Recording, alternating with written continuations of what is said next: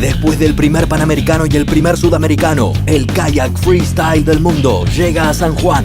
ICF World Cup Argentina.